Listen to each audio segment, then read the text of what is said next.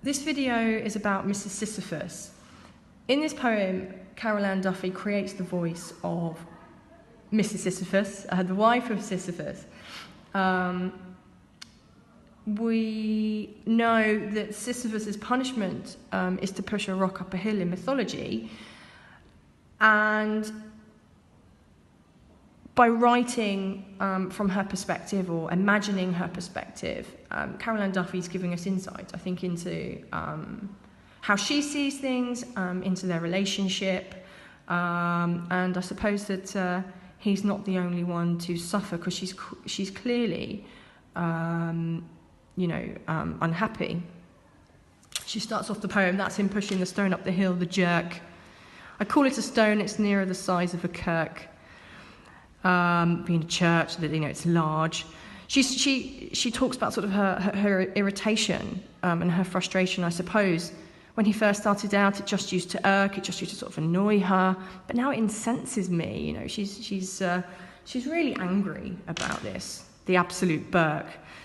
So the insults continue throughout the poem. I could do something vicious to him with a dirk, with a dagger. So she's clearly not impressed by what he's doing. I suppose interesting to note as well that the sounds in the poem, you have these jerk, kirk, irk, burk, dirk. They all rhyme, and of course they rhyme with work at the end of the, at the end of the poem there, to remind us, I suppose, of what he's doing. We sort of hear his voice, not directly, but think of the perks he says. What use is a perk, I shriek, when you haven't the time to pop open a cork or go for so much as a walk in the park. I thought this was interesting here because it's almost like we're sort of hearing a conversation between the husband and wife as she sort of presents it. I thought this was interesting, shriek. To me, it made me think of sort of an argument. Perhaps things are quite tense. She's clearly not happy about things. The insults continue. He's a dork.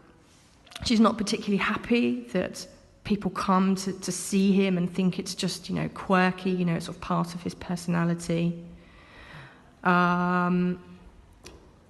And sort of towards the end of the poem down here, we learn that she talks about I lie alone in the dark. She's obviously feeling quite, quite isolated perhaps.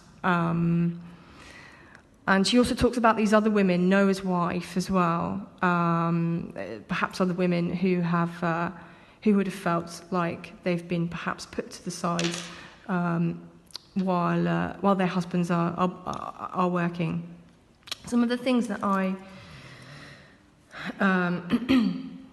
picked out, the language, the sounds, the subversion and deflation, actually some of them I've taken from AQA. So we'll talk about some of those. So what interested me the most, I think, when I was looking at the sounds, not only do most of the words rhyme with work, which is obviously his main focus, but here we have the half rhyme, so shirk, hawk, shark, shirk. So they rhyme, but they don't quite rhyme. That's why we call it a half rhyme.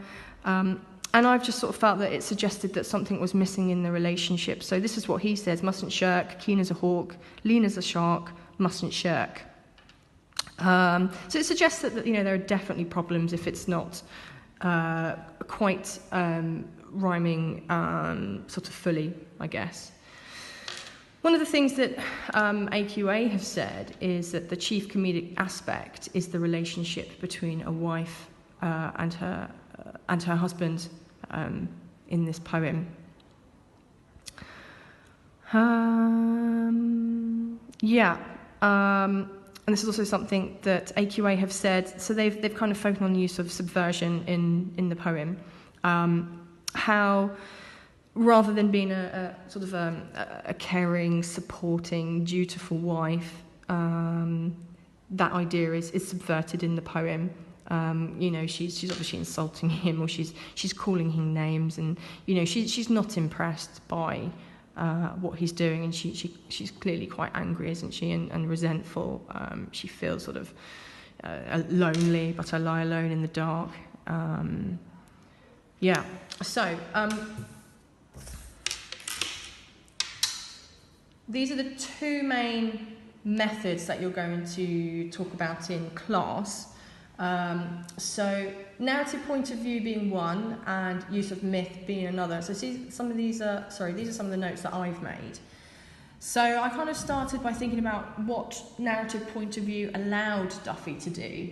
And I've said things like, it sort of shifts the focus away from just Sisyphus, so that we see he isn't the only one to suffer. She does as well. She says towards the end of the poem, I lie alone in the dark. And I said it's not just about man's punishment and depression. Here I've said it explores the difference between their perspectives. Sisyphus says, mustn't shirk, you know, he's really committed to his work. Mrs. Sisyphus, on the other hand, is full of insults, the absolute Burke. And I'm sure you can pick out a few more in the poem. The other one, it allows Duffy